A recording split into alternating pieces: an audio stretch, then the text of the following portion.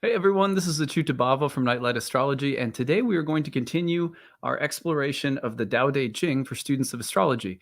So today we're going to be looking at verses 21 and 22 of the Tao Te Ching, and we will read through those verses and then reflect on them in light of our daily practice of astrology.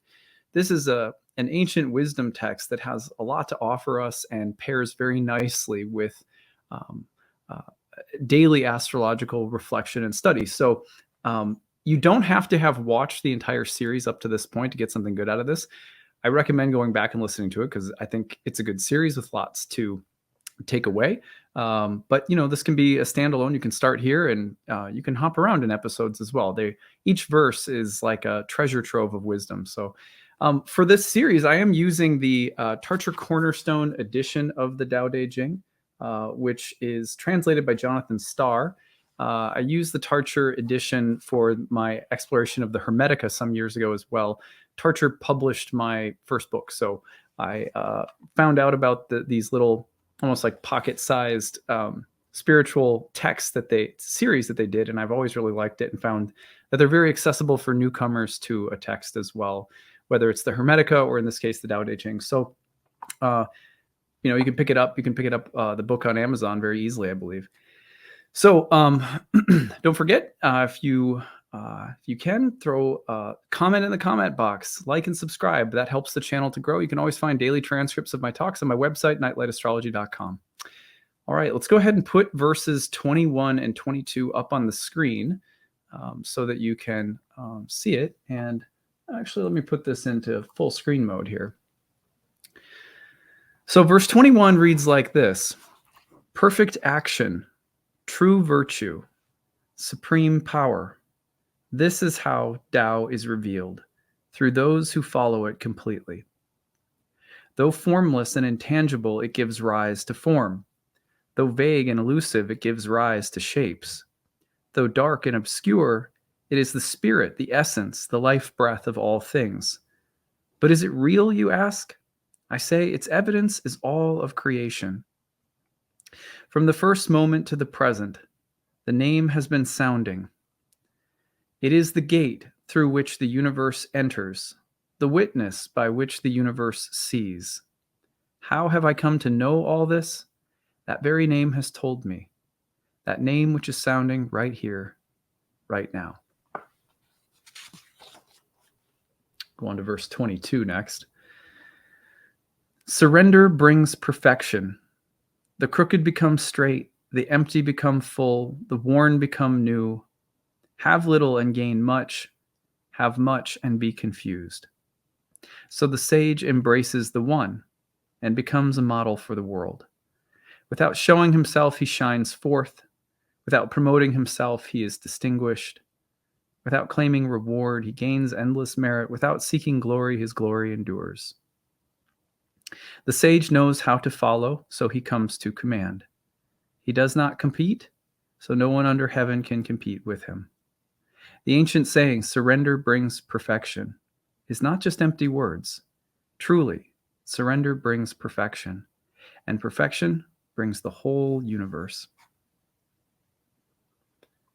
We're going to read through verse 21 again, and now after the verse, I'll offer some reflections on this verse in light of our study of astrology.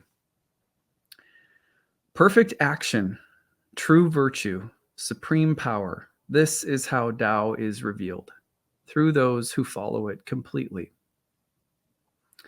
Though formless and intangible, it gives rise to form. Though vague and elusive, it gives rise to shapes. Though dark and obscure, it is the spirit, the essence, the life breath of all things. But is it real, you ask? I say its evidence is all of creation. From the first moment to the present, the name has been sounding. It is the gate through which the universe enters, the witness by which the universe sees. How have I come to know all of this? That very name has told me, that name which is sounding right here, right now. If I had to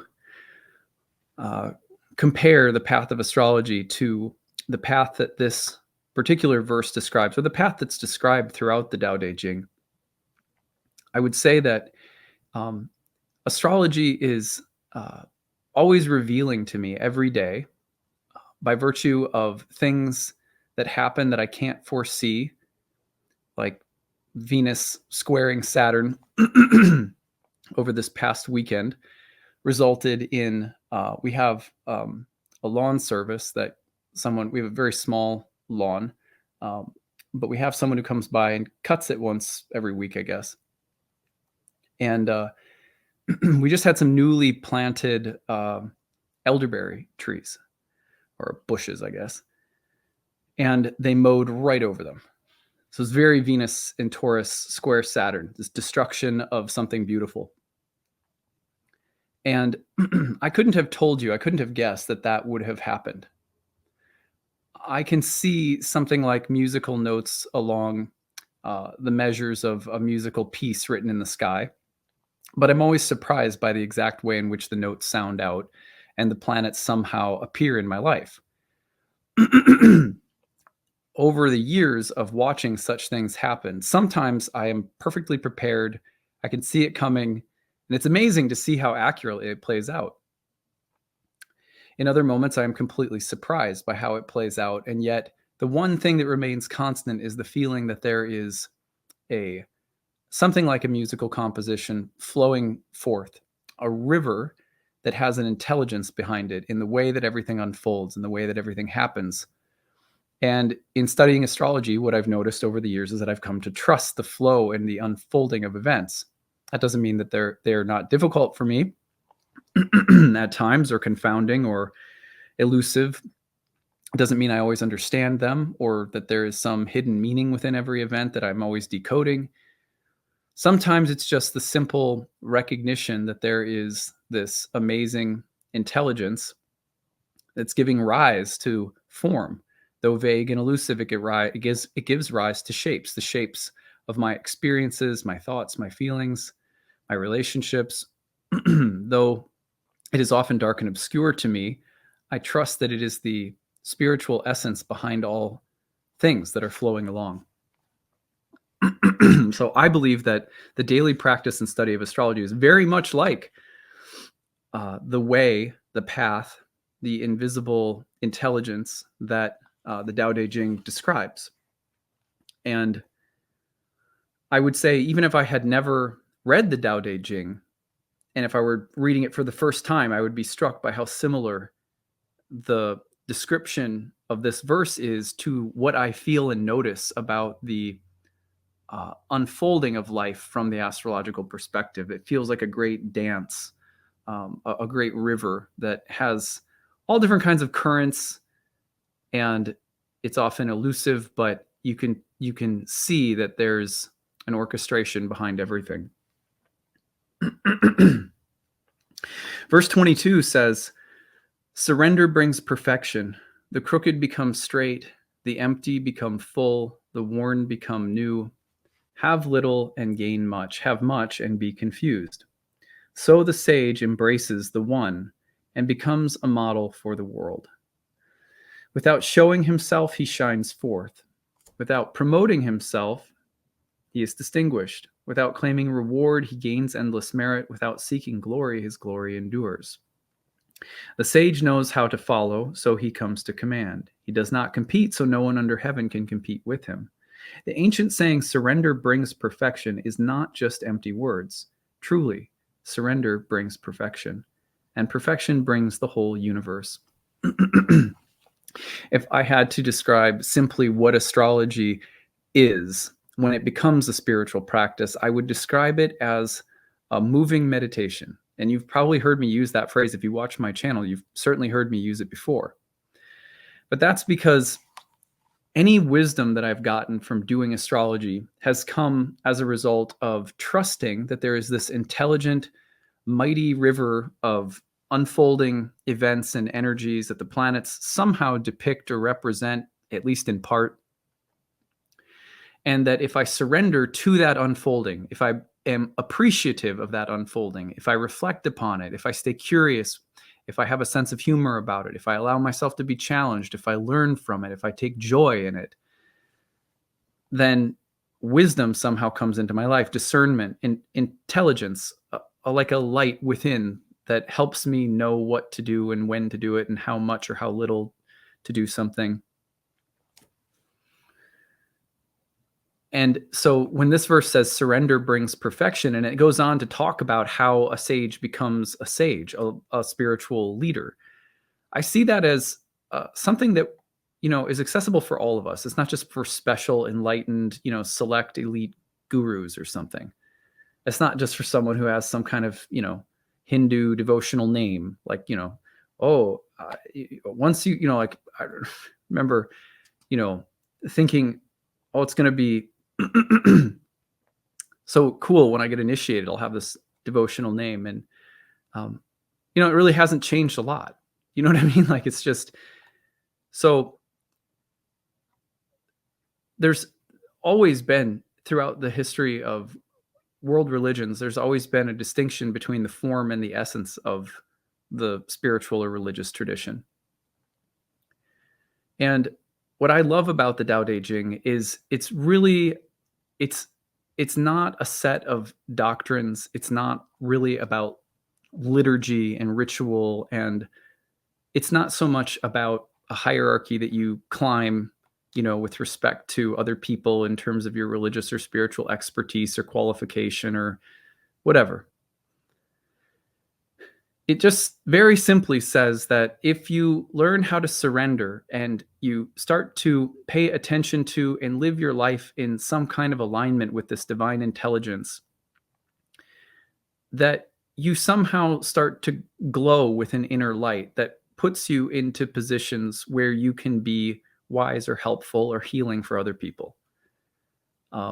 And without the need to be promoted, you're distinguished. Without the need to be rewarded for spiritual good work, you gain some kind of merit because other people appreciate your authenticity.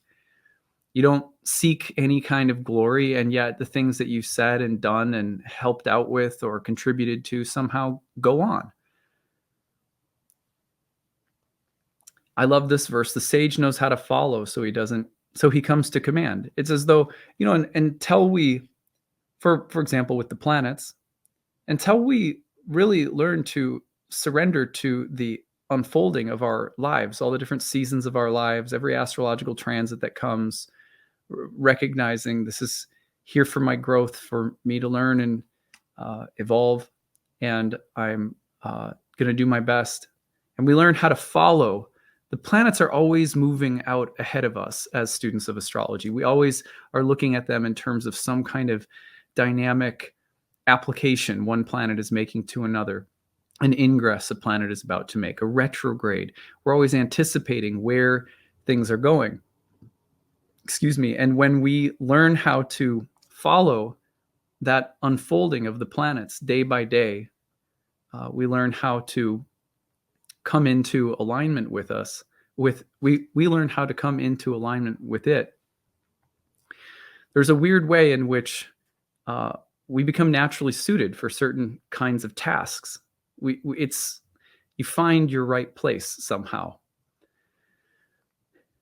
And things like competition and the need for merit and gain and respect and all that kind of stuff, it kind of falls off. It's like a skin that's coming off from us or something.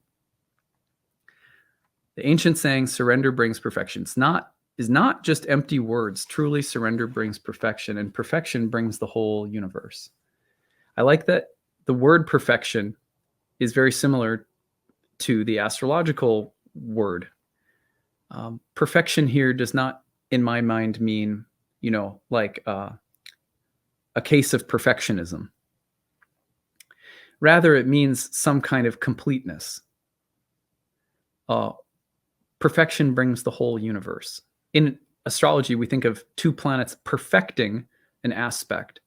It means something is brought about in its fullness and rightness, in its right time, in its right place. Astrology is really about learning how to recognize that timing and alignment. And the more that you do so, the more that you surrender to it, the more naturally that you become wise, but wise without pretension, wise without a sense of your own, a sense of your own position without any kind of posturing. In some ways, what is most remarkable to me about really wise and inspiring people that I've met in my life through different spiritual traditions, including the astrological tradition, yoga tradition, sort of mystical Christian, shamanic traditions, is that like really wise people, what's really profound about them is that they're also very, like, they make you feel like just an everyday person. They don't make you feel like they're up here and you're down here.